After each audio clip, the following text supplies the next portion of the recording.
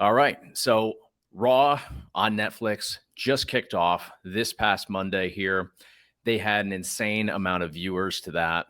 It's been hyped up for, the better part of the last year or so. Triple H opens the show, gets kind of unveiled, as the curtain drops all around the ring. I got goosebumps watching that. What was your take on Triple H opening the show there? I wasn't ready for this. No. I turned it on and instantly, for the first time in years, I'm extremely excited.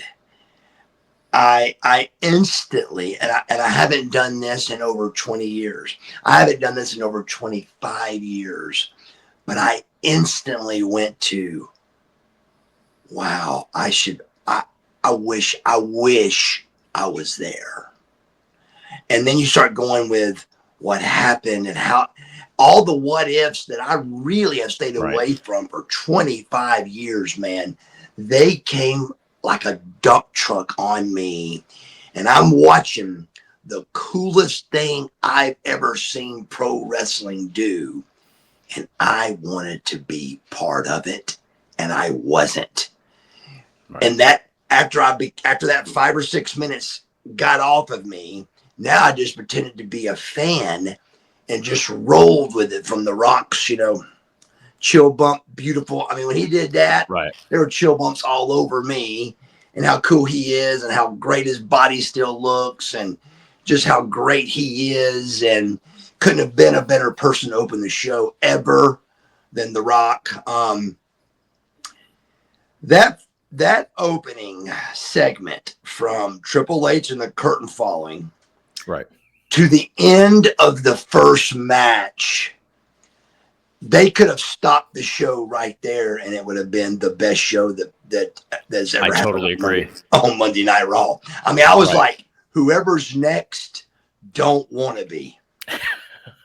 They don't want to be. And that's the thing, though. I thought it got better and better. But yeah, the opening match was phenomenal, of course. But Triple H, and then to have The Rock, I feel like Triple H barely, clicked off the mic before The Rock came out. So it was just one thing right after another. I mean, it was like WrestleMania level production too. You had the drones flying around with the cameras. There was just so many elements to it. I think they're calling this the Netflix era of WWE, but I think this is just the next era of professional wrestling with what they've raised the bar so high with this. Instantly I try to start, finding just not the negatives, just trying to see how to make it better. And there wasn't any way to make it better. Just all of it, just the way they did everything. And, when you really look back at it, it was not much different than a Monday Night Raw. Right. But it's just the way that it was Netflix and the way The Rock spoke and the way it was set up. And it was like the biggest WrestleMania in the history of time. And everybody, I mean, I can tell you LA Knight sitting outside the ring area was mad that he wasn't on the show.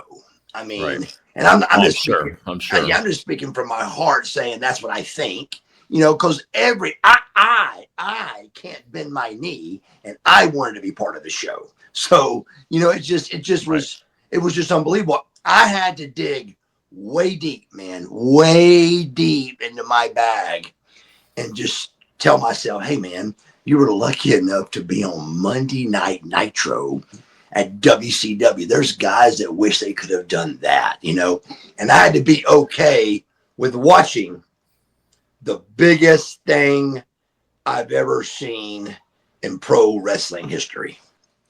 Right. Well, like you said, you had a big part of that too, early on.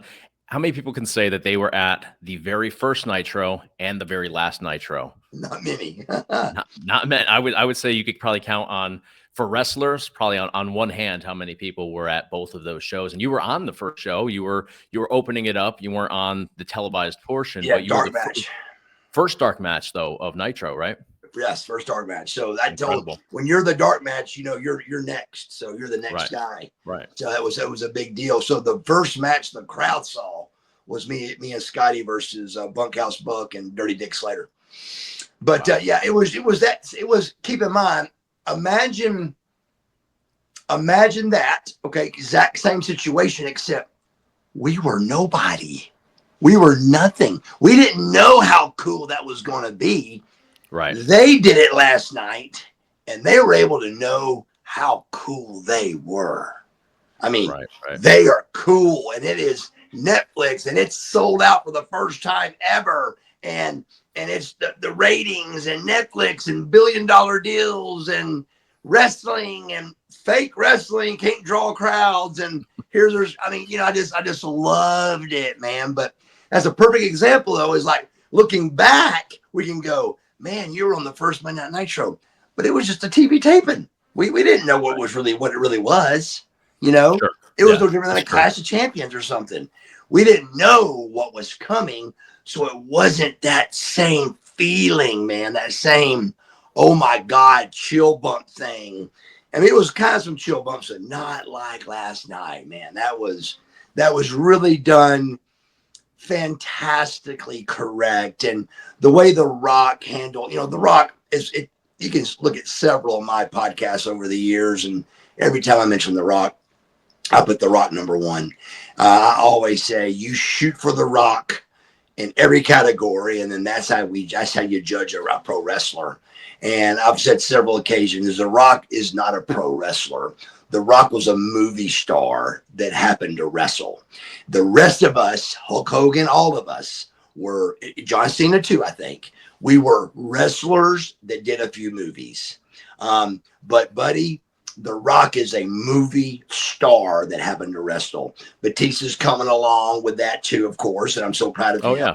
Yeah. And Absolutely. Cena's done some great movies too. But from The Rock's first movie till every movie he's done, it's been a 3 or 4 star type thing. And he's just, I'm so proud to even be in the same it's not organization, just same industry as Right. The Rock. Right. It makes me feel good to be in the same industry as him, because he's a powerhouse. He really is.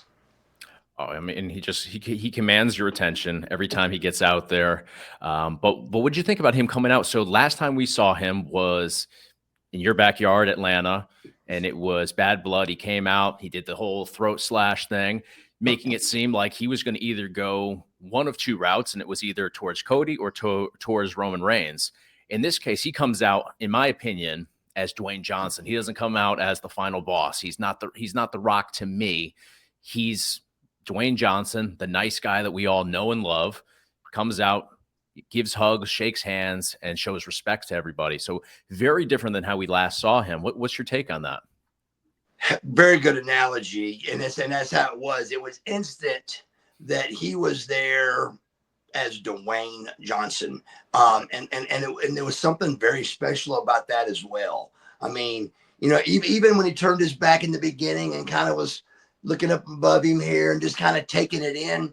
And when he went out, I guarantee if you review the last 10 times he's entered the ring, if you look back at the last 100 times he's entered the ring, he went to where his back was to the hard camera. Even The Rock got a little bit lost with what was going on, and he went with his back to the hard camera for the very first. Right. And that's the biggest no-no in pro wrestling. And it happens about 3 or 4 times a week on AEW. It's unbelievable that nobody tells them what to do. But for people that don't understand what I'm saying, for example, at Center Stage years ago, and a lot of buildings like AEW that doesn't have a big crowd, where the hard camera is, there's no people. So it's hard to go over to that camera and wave at it and flex at it and point at it because there's nobody there. Right. And if there is, even at WCW Nitros, there's less people over by the camera, the hard camera, because you want the people to be in the camera view. So you always, no matter what, and it's the hardest thing in the world to do, especially at center stage where it's a wall. It's a wall and a camera. But Wow. there's 20 million in that camera and there's 500 over here. So you always go out and present the hard camera first, with the double buy or whatever your gimmick is. And then you acknowledge with your back turn the people. But The Rock last night, I'm telling you for the first time ever, he got in the ring and to the right would have been the hard camera, but he went to the left turnbuckle. So his back, where you want to get that first hard camera shot of The Rock in the middle of the ring, his back was to the camera. And I think he really just probably got lost. I mean, even at the smallest independent show I do in that 20-year run of independence, Right. but before I walk to the curtain, I'd say, which side is the hard camera on? Because even in a rinky-dink thing like that, there's 1,000 people watching there, and there's going to be thousands watch it on whatever that camera they got holding, whether it's YouTube or a TV thing or anything. Sure. Yeah. So you always acknowledge that hard camera first, and then you venture off to the crowd. But it was breathtaking, all of it. The Rock did a fantastic job acknowledging Cody. But back to your question, he took himself completely out of play. He did, and maybe that's intentional because there's rumors out there that he's not going to be a part of WrestleMania. So maybe this was the natural way to kind of bow out if that's the direction they're going. Sure. I mean, I think it would devastate fans because so many people want to see. I mean, I'm torn between who I want to see him wrestle. Do I want to see him go after Cody or Roman? I think Roman, honestly, is my opinion. What about you? If he were to do it, I'd like to see him go after Roman. I really would. That would be the better. I think the better of the two, just because it's more of fighting, keeping the bloodline in there, and fighting for really who is head of the table. I think it'll be better matches. I just do. They seem to have better chemistry. I think that'd be the way to go. But last night there was just not a question in my mind that it was going to be a boom on Reigns when he came out with the beads. Yeah. And he went back up for the second finger in the air, and I went, here it comes, and it never did. And I was like, wow, so he acted like a boss last night. He acted like an owner of part of the WWE, and like he was part of it, not in a cocky way. He's like a happy, proud way. This was his baby, and look at our baby we've had here and how wonderful it is. So I thought it was spectacular, but he did take himself out of the mix, so to speak. But then again, brother, all it takes is one run in, and he's right back in the mix. Right. Yeah, I mean, it'll be interesting to see how they go, and maybe this was intentional. I mean, they've certainly thrown a swerve into the mix with him, and of course with Cody last year, how he stepped in and all that. So there's no telling where they're going to go, but I think that either way that it goes from here, it's going to be huge things for the WWE and pro wrestling. So be interested to see, and we're talking about it right now, so they did their job correctly. He came out as the TKO. Whatever his title is there, but I know he's on the board of directors. So either way, we're talking about it. So they did the right thing. Really, really impressive. And just how everything was done. And like you said, the guys really did follow up very nicely. I mean, they had some great matches. I mean, Seth and CM did great. The girls match was fantastic, I thought. Everybody did a great job. It was an awful tough match to follow. I'm not big on false finishes. I think there's way too many in today's wrestling. But the way they did those last night with all of this, and keep in mind, every match can't be like that. So it's usually just something minor happening and then the kick out. And you're like, that's too many falsies. That's too many falsies, But last night, it wasn't too many because of every time it's got to be over on this one, and nope. So it was really a hell of a finish, a hell of a show. Just really, like, the best way I can say it for my heart is I was really watching through Buff Bagwell eyes and wanted to be there, wanted to be part of that. And it hurt. It hurt not being. But it just really was that impressive of a kickoff thing with this Netflix. Right. Absolutely. And even the run-ins for the Roman Reigns match, everything made sense. Cody was sitting there. He ran out because that's one of the first things that I saw was, Cody's sitting there front row. He's not involved in the show. And obviously he's tied to SmackDown right now, but him running in to interfere, it made sense. It wasn't that Kevin constant. Owens. Right. So everybody got a little bit of time there.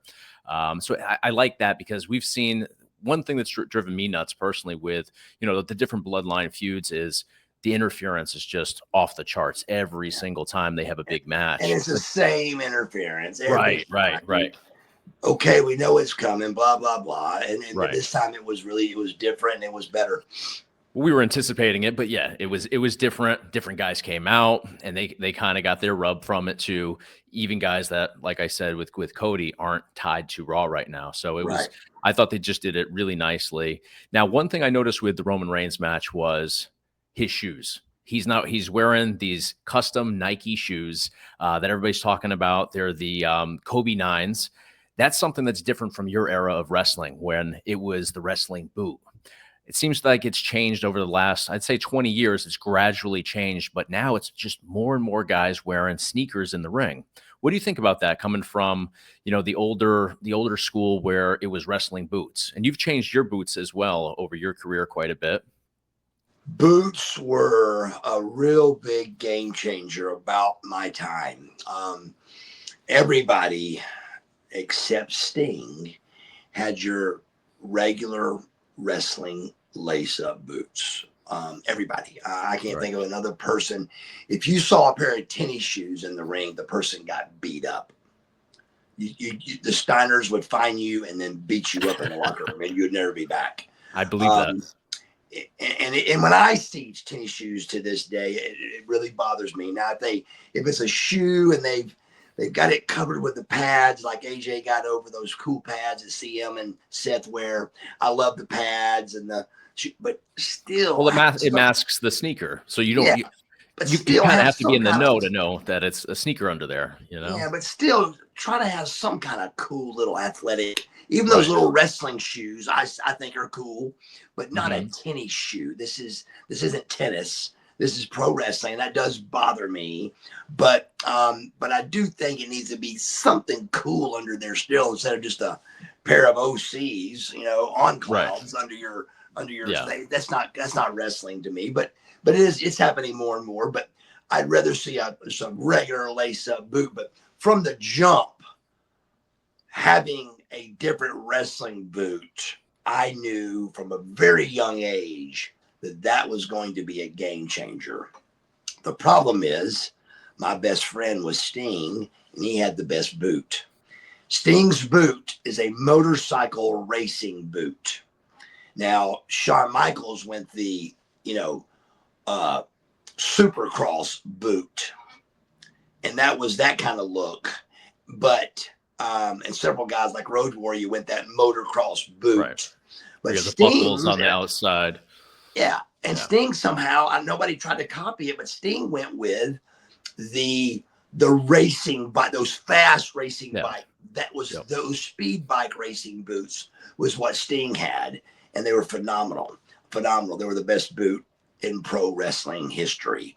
And there was no way to copy it. My boot that I found, and the person that gave me that idea was Scott Hall, came up to me, and he was, me and Scott didn't actually get along great, but he always had good advice. Scott Hall was a fantastic talent. He was one of the best. He's Razor Ramon, brother. He's one of the best.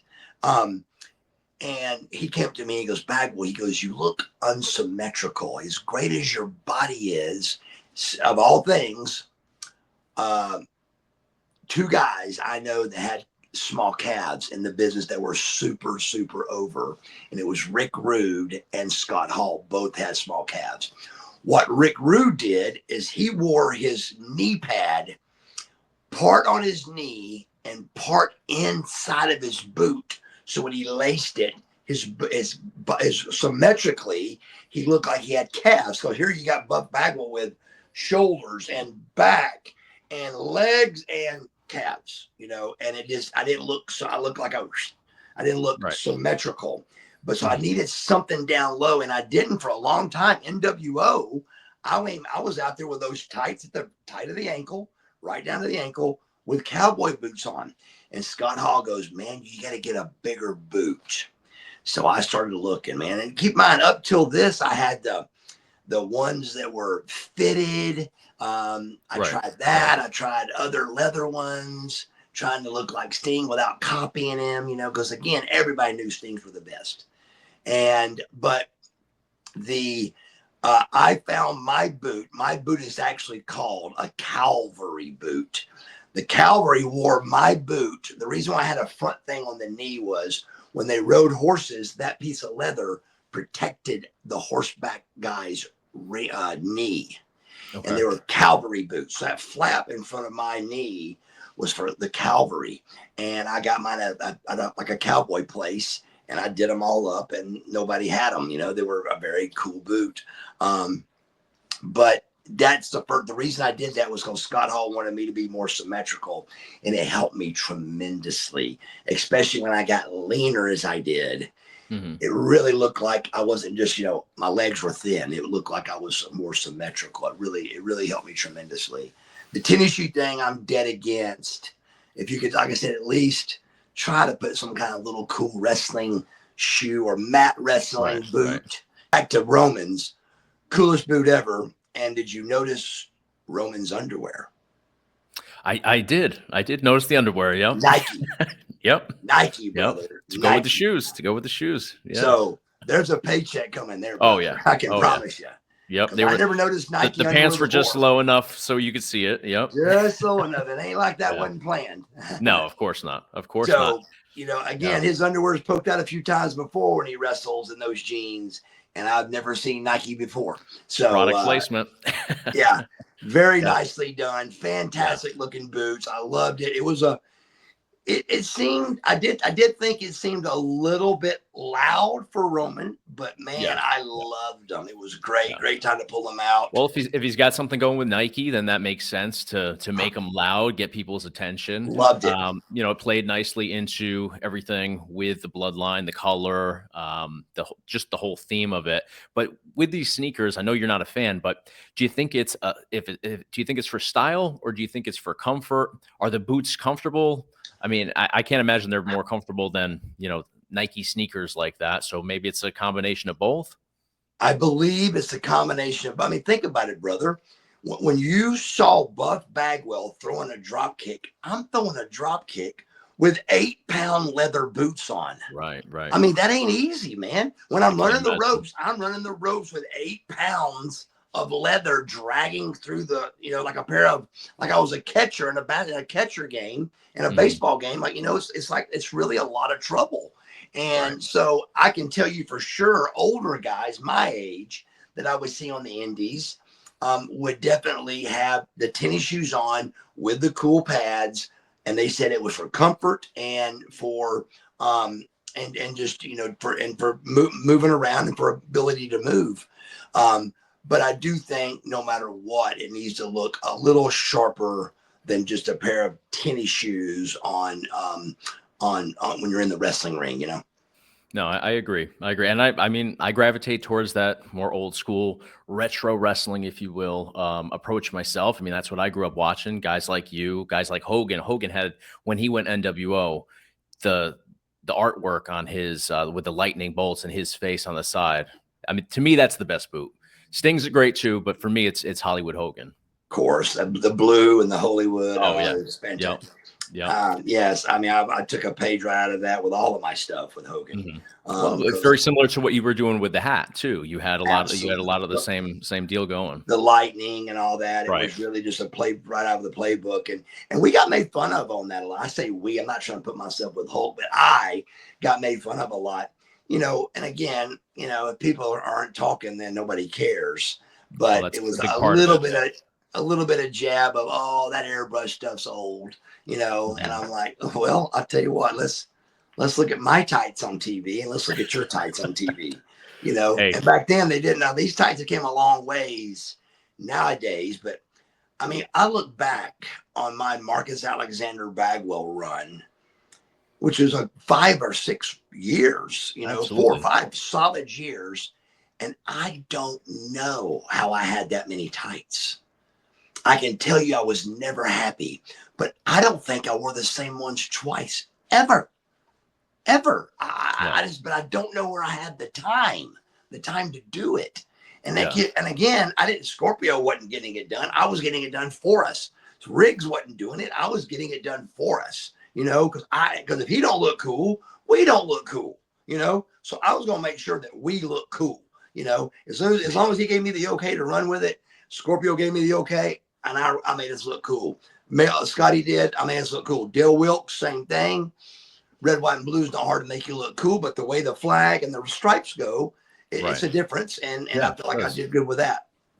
Definitely. But it definitely it makes a difference. And just seeing, the boots, like I said, the boots with Hogan.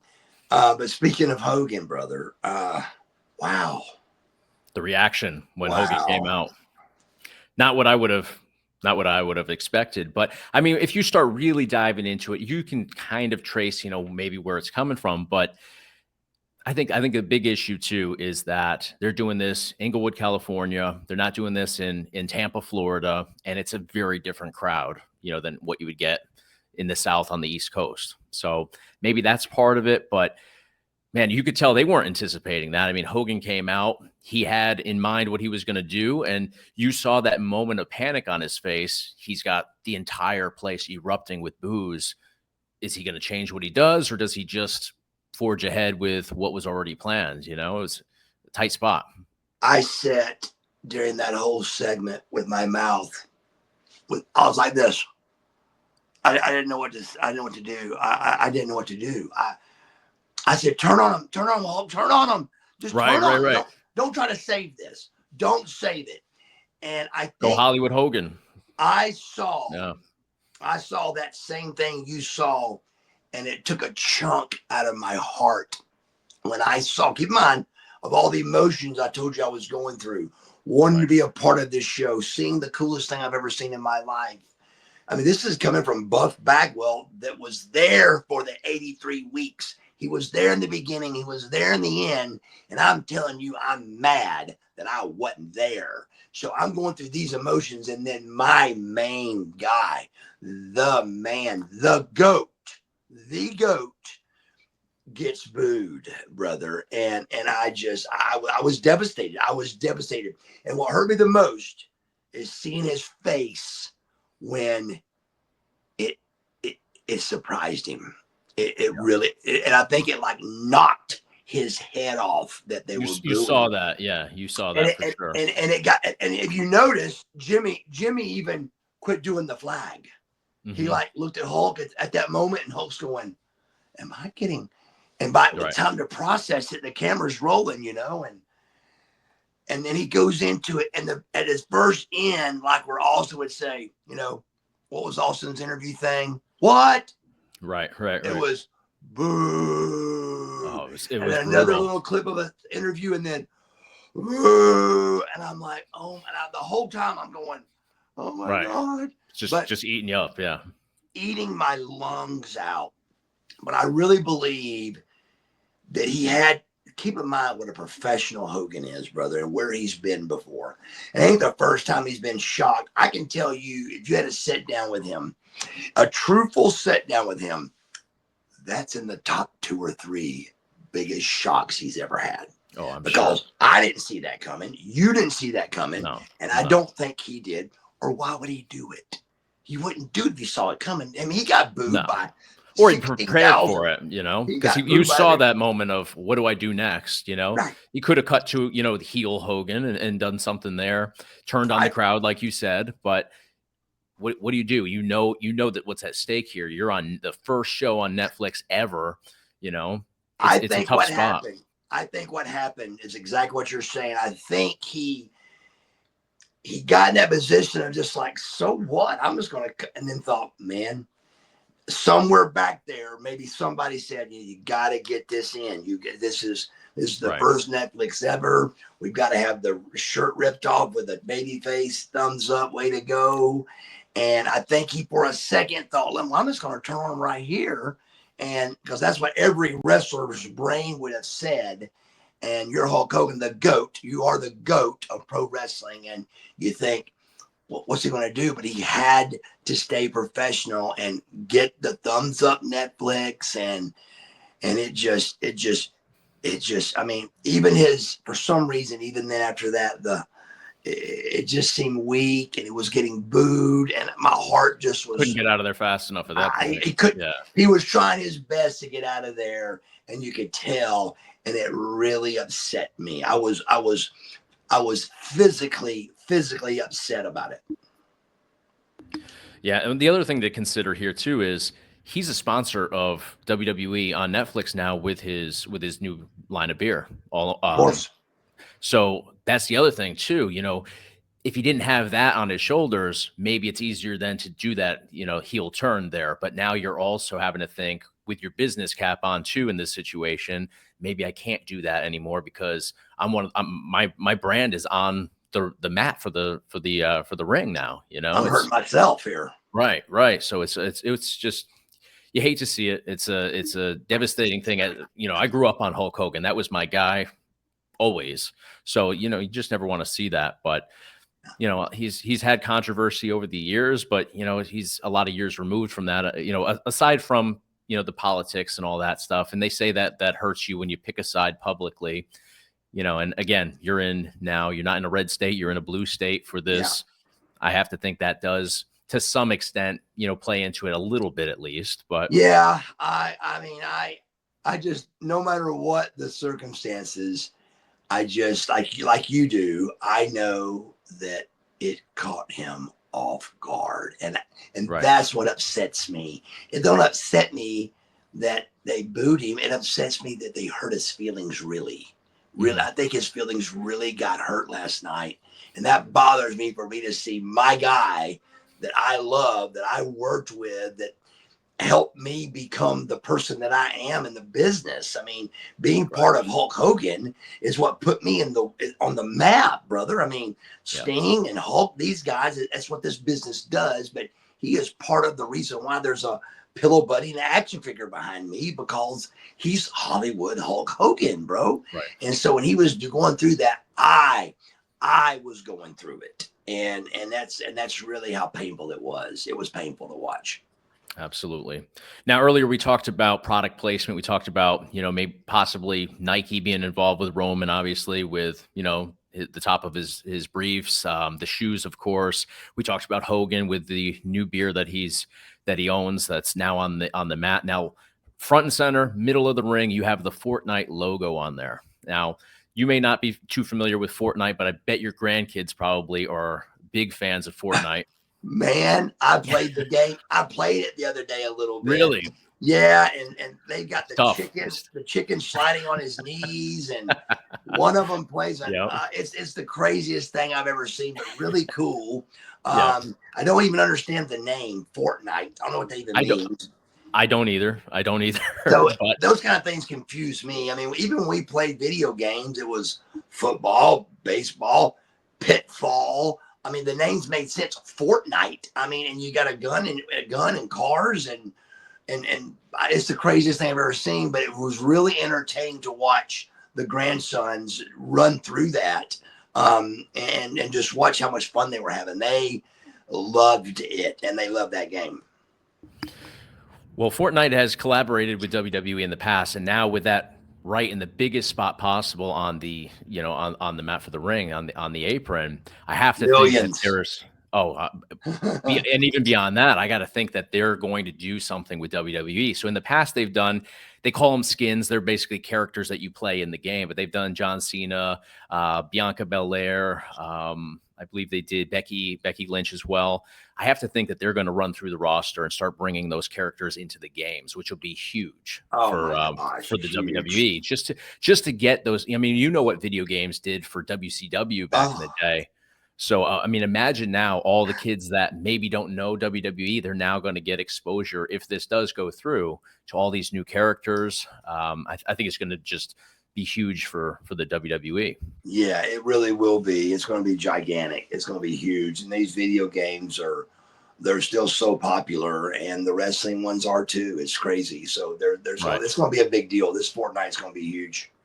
Absolutely. Now, for daily users on Fortnite, 1.1 million people play the game every day on average. On average, 1.1 million.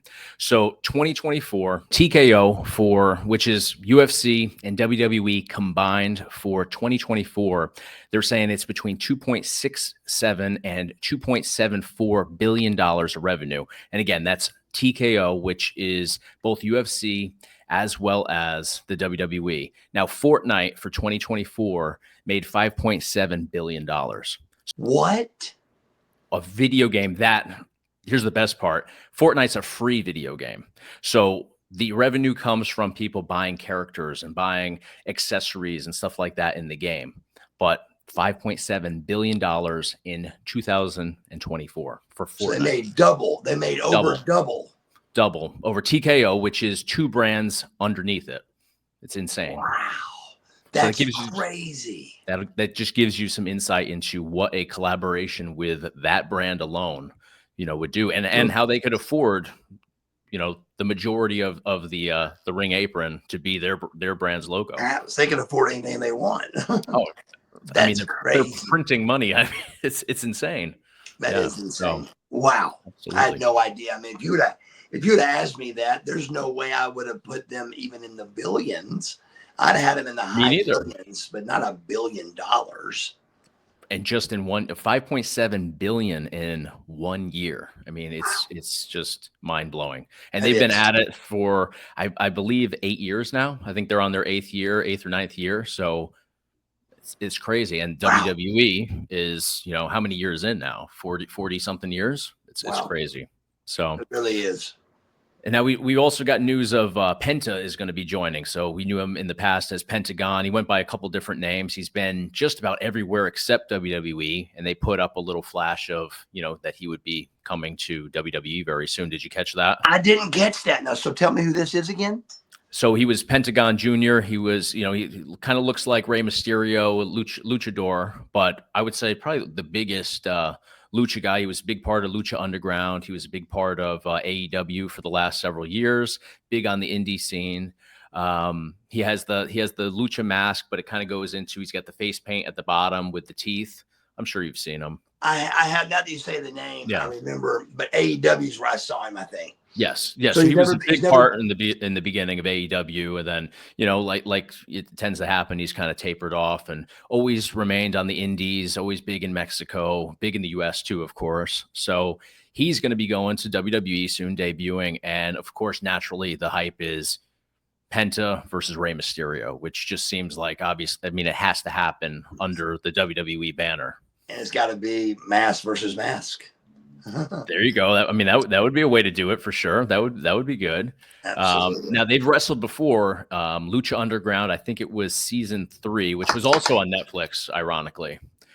So they have wrestled each other before in the past, but it'll be interesting to see it under the WWE banner, of course. That would be fantastic. I love that. Talking about where my mind went, that was negative on just looking at the overall roster. Mm-hmm. And I gotta be careful with this because I get in trouble. But it just bothers me that everybody is not in better shape. Okay. Yep. It bothers me, man. I mean, look at the roster of Nitro. Everybody was fit. Everybody looked like an athlete. And these guys just don't look the part. I mean, am I wrong? No, I actually, I totally agree with you on that. But yeah, it's funny. And why is that? Do you think that it's is it the performance enhancement stuff? Is it the crackdown on stuff like that? Listen, you may edit this out later on. You may not. I don't know. But listen to me. I just don't understand why these guys wouldn't come out a lot tighter. Seth, a little bit darker, just a little bit, maybe, if you're gonna have your shirt off and wrestle. I'm Right. just such a fan. I want everybody to look the part, man. They just, I gotcha. I Well, just, I you just, come from that era where that was the biggest, component to professional wrestling, and the tanning, being absolutely jacked. I mean, you want to look like a Marvel superhero out there, right? I mean, right. that's your era of pro wrestling, and it does, and I mean, it has changed since then. Roman to me actually looks better than, like you said, everybody else. But dare I ask your thoughts on somebody like Sami Zayn, who's completely, the opposite of what you were striving to look like and be like as a pro wrestler, in your time? Well, I'm gonna put an idea in everybody's head here. So I came from a time when I was defending pro wrestling every day of my life. I still defend it every day of my life. And trust me, so does Roman, so does Paul Heyman, so does anybody on that card last night. They, somewhere in their daily walk, they have to defend the word pro wrestling. And it's sad, but it's true. So along with you having to prove it, if you were Sami Zayn at a function of trying to build your brand as the WWE, here's Sami Zayn in the suit and tie or whatever he's got on, and he's going to say to them, "Hey, I'm the Intercontinental Champion of the WWE."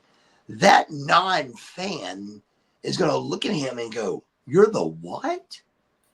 Right. What are you again?" It just, to me, and maybe times have changed. Maybe wrestling is cool now to those WWE stars. It's not to me. I still hear, "Oh, you guys get away with that. I don't know how you do it, but you do." I hear a hater every day of my life. And the only time I didn't hear it was that real short, it seemed short, but it was long, that NWO run. It didn't matter. Wrestling was cool. It was hot. Nobody cared. It wasn't no fake wrestling. It was real. It was cool. It was the best. But brother, it just, if I would have been 200 pounds trying to fight the fact that wrestling was real or fake, I would have lost a lot of arguments, brother. I had one of the best bodies in pro wrestling, and I was fighting every day for our business. What does he fight? Sammy has got to have that question asked several times of, "Hey brother, so what are you again now? You're a wrestler? You mean like heavyweight?" Because let me tell you why I know that. Yeah. I've been asked that. Early in my career, they'd be like, "So are there weight divisions? Are you heavyweight?" I mean, he doesn't look like an athlete. He's Well, it one of comes the down best. to, He's one of the best. I'm just right. The saying. talent is overflowing with him for sure. But I get what you're saying, and at the end of the day, it has to be believable. I think that's what it comes down to. Yes. And you have to be able to think that there's a chance that this individual could beat that individual over there, and him versus Roman. I mean, we've seen that in the past. There's just, it's not believable. Right. And it really isn't. But and again, maybe the times have changed enough. Like, to me, I even say, "God, Sammy, can you crawl in the tanning bed, or can you just spray some tan on like quick?" I mean, I think it would just bring so, if you're looking at a wrestler that looks like he don't care, why would you care? Why would you care if he don't care? I mean, this guy right here is white and hadn't shaved his back, and if he don't care, why do we care? But maybe times have changed, and maybe they don't do that anymore. I don't know. Maybe they don't. But brother, Sami Zayn, let me say this: Sami Zayn on Monday Night Nitro working for WCW, he wouldn't have made it. They would have chastised him unto death. Let's try to think about somebody that looked like him on our roster. No, I mean, I mean, I'm thinking somebody like Kidman, who looked great, but he was, was a smaller guy, a thinner Yeah, guy. He was lean. He wasn't jacked or anything, but but he yeah, was but 10. to compare the two, I mean, they're not remotely similar, but that's about as close as it's going to get. It I is. I mean, yeah. your Chavos looked incredible, and they were the smaller. Your But they were Helms, smaller your jacked guys, and even Rey Mysterio went on to. He was smaller in WCW, but I mean, he got really jacked he at got one point. jacked, Yeah, and it is a different time. I get it, but it just makes me look at it like they don't care. I can tell you one that still cares, and that is The Rock.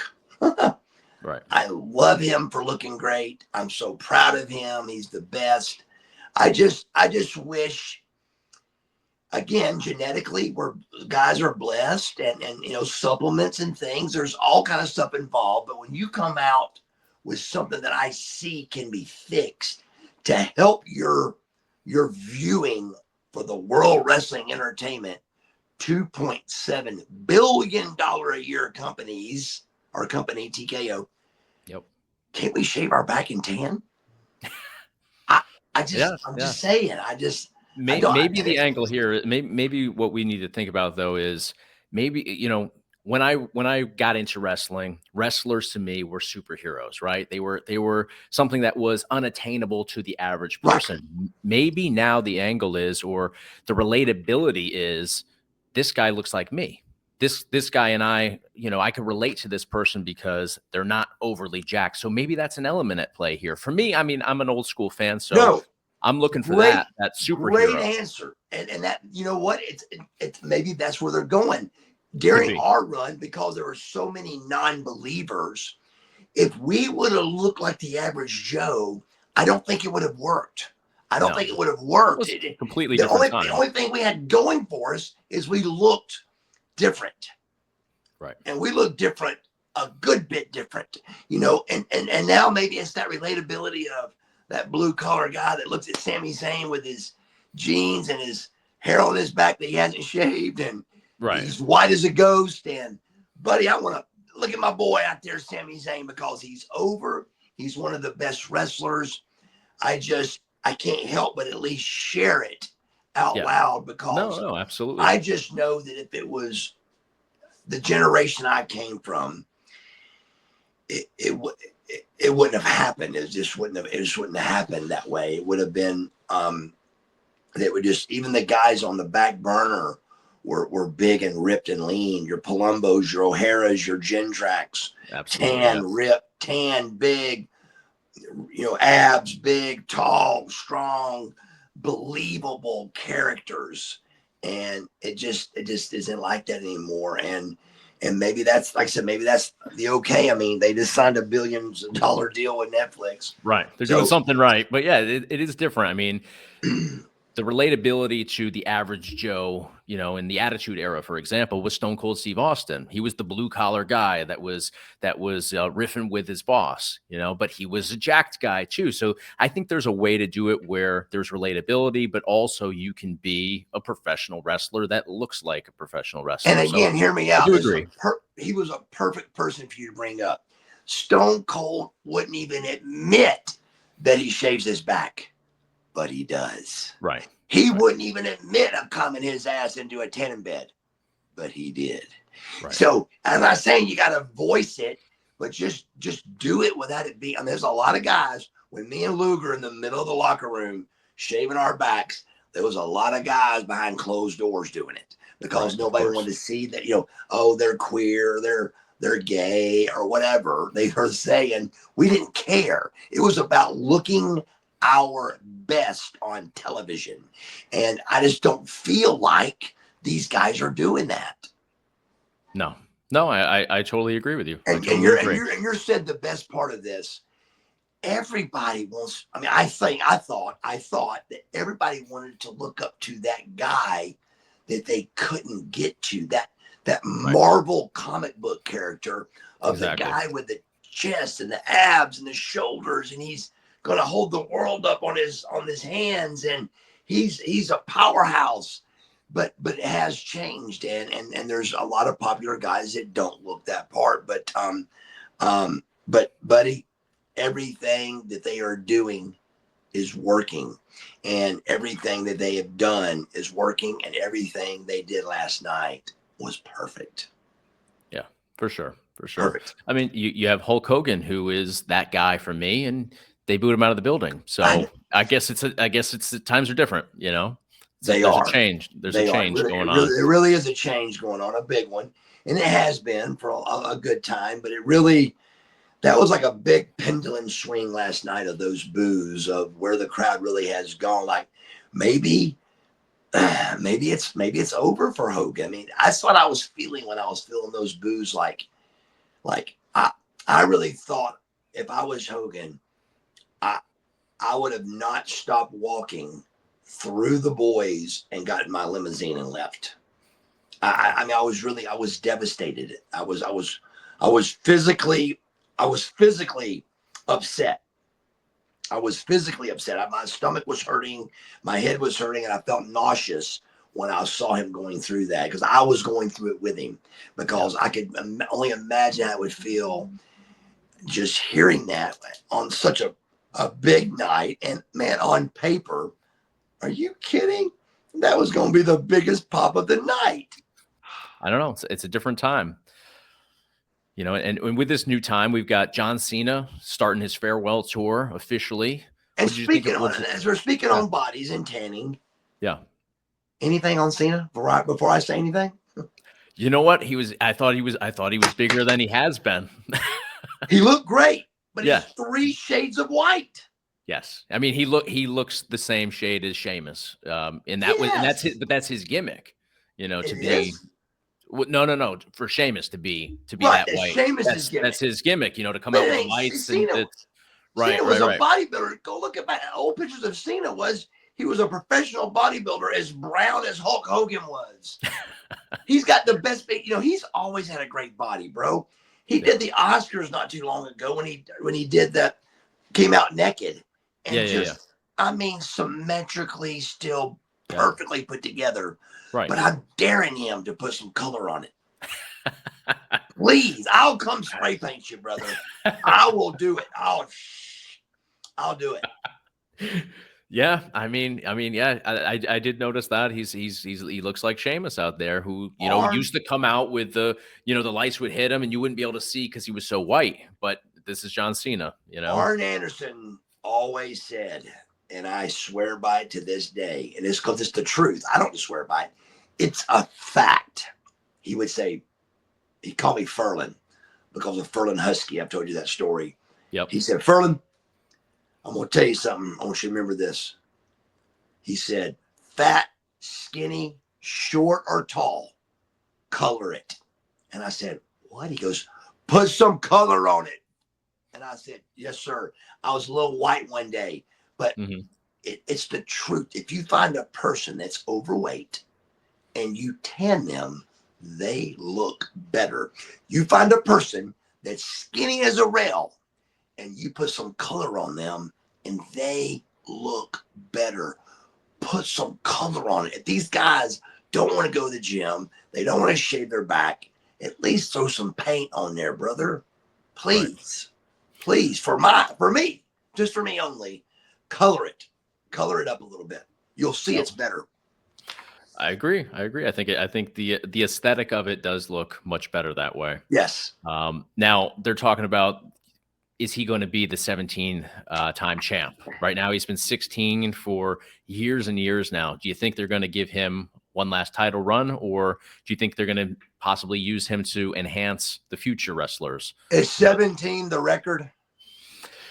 I'm not sure if it's the record, but Ric Flair was the 16-time champ, and I don't think anybody. I think the big deal with John Cena was he matched Ric Flair, but never surpassed him. If he is at 16 and 100%, and 100% Ric Flair is at 16, then 100% he will be the 17th time world heavyweight champion. Yeah, no doubt about it. Okay. I bet you. I can see it either way. I would bet my life is in his contract. Really? Absolutely. I would bet on my life is in his contract. To me, that would be the best way to do the farewell tour. How can it go Well, wrong? It can't go wrong. right, You right, throw a right. lot of swerves at it. You throw a lot of stuff at the wall because everybody is thinking what I'm thinking, I would say. And like I picked the black horse, I picked a winner here that's probably going to Yes. happen that way. If it didn't happen, it would just be sad. So it's going to happen. Just make it very creative and make it very cool. And everybody will be happy with it because it'll be a record and everybody wants to see a record. Right, right. Have him pursue it, build that up, have him win it, and then you have the power to transition it to the next guy too Right. when he I passes it mean, on. So it makes sense. hey, and just remember I said this on this podcast. I'd had him win it fast. And then before the year runs over, he passes it back. WrestleMania Could be. could be. So Maybe, Vegas would be a great time early in the contract. He wins the belt. He takes the whole run as the champ. Instead of chasing. Then if he wins it, then how do you get it off of him? So have right, him he's not win going it to be out around of the for gate. he's not going to be around for another Mania. So Right, have and to run the ball, that'd be a great Mania win. He wins. I've never done this. I'm going on record with Cena, Royal Rumble winner, Cena, World Heavyweight Champion at Mania. in Vegas at Mania. Yep. And he will carry that to the end where Reigns or Cody will take it off of him. I think that's the great story arc there. I think it's the great way to pass it forward to the next guy too. Yeah, that's the play, I think, to do it. Now, last thing, we saw Jey Uso come out to the ring with Travis Scott, famous rapper, smoking weed on the way to the ring down the through the crowd. What'd you think of that? It's legal medicinally, so right. Well, that's a positive spin on it. The first thing that I looked at was, all right, we got him doing his thing there, and then I looked down and there's kids next to him as he's going down the aisle towards the ring, and I take you back 25 years ago, 26, 7, 8 years ago. Take you back to the WWE having Sable come out on TV, and we're trying to sell action figures to children. They were rated PG. We were rated G, but it was all pro wrestling. So whatever heat they got, we got. Goes across. It's a that kid thing. And again, it hasn't hurt them, obviously, but it's hard for me to see that part of it when you got the children there. But again, 17,000 plus will disagree, and 2.7 billion would disagree. So I thought it was cool. Yeah. I thought it was. Yeah. I don't know who the singer was, but I knew he was somebody very popular. Well, he's doing the theme song for Raw now, so I heard that, which is really cool. That's really cool. And then Jey Uso, of course, and then now Uso's brother came out last night with Sammy, right? Yes. Now I thought he was gone with a little bit of trouble. I thought. I'm not sure where he's at with that. What's his name? There's Jimmy and Jay.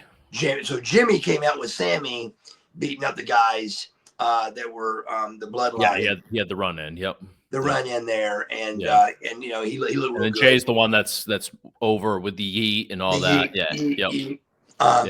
So and I like how they're giving Uso a run with this thing. I thought Drew should have won, but I like how they're pushing the kid. I like the yeet thing, and he's over. So when the yeet thing came out, I was blown away by you've got all these sold out arenas doing this. It's crazy to see it work, and I don't think that he was somebody that anybody saw as a top guy, and I don't think the company would have put him as a top guy. But when all those people get behind it, you kind of hijack the show. You have to push them like that. Yeah, absolutely. There's no doubt about it. It's what does yeet mean? What is it? Is it like what's up? What does it mean? Honestly, I'm showing my age with you here. I have no idea what yeet means. I think it's like just a cool. It just means like you're cool. That's my interpretation. But let's where would you use it? Where would you use it? I don't think you. I mean, I wouldn't use it. I would look. If you had to right now for $1 million, where would you use it in a sentence to me? I wouldn't even know where to place it. Me neither. I mean, like you. And we have some years between us too, but Yeah. we're both out of the loop on this one. So I mean, I'd walk up to him right now and go, "What's up, you?" And be cool as can be. But right. I've got no idea what it means. So it means, by definition, an expression of excitement, approval, surprise, or energy. So as you just used it, I think you're in for a win there. See there? Yeet. There you go. Yeet. Now your grandkids may cringe and run the other way. My kids would probably run the other way from us. They but didn't know what OG was playing Fortnite. Really? And I said, original gangster, bro. And they were like, I said, like, they go, what do you mean? I go, what do I mean? I said, like, your dad is an OG of Coke. Yeah. And they're like, because he works for Coke, you know, Yep. and he's been there for a long time. And I said, I'm an OG to pro wrestling. I'm an original guy, an original gangster.